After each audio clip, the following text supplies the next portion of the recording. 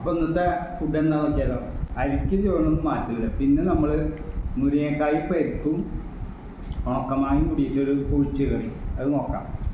പച്ചമാങ്ങ കിട്ടാത്തതുകൊണ്ട് ഉണക്കമാങ്ങ അങ്ങനെ വാങ്ങി വെച്ച് കൊടുക്കുക.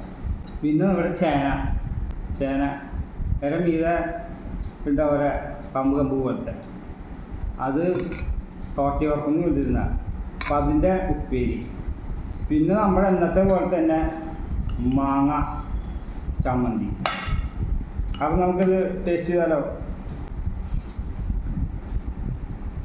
എന്തായാലും ഒഴിച്ചത് നന്നായിട്ടുണ്ട്. മുരിങ്ങക്കായൊക്കെ നല്ല സ്മെല്ലും ഇത് കറക്റ്റാട്ടാ നന്നായിട്ടുണ്ട്. ഞാൻ നല്ല ഒന്നും വെക്കാറില്ല, ഇതൊന്നും കൊടുത്തതില്ല. ചമ്മന്തി പുളി ഇത്തിരി കൊടുത്തത് അതിൻ്റെ പുളിയുടെ മാങ്ങ. അപ്പം ഇന്നത്തെ ഫുഡ് ഉഷാറായിട്ടെല്ലാം കൊണ്ട് ബായ്.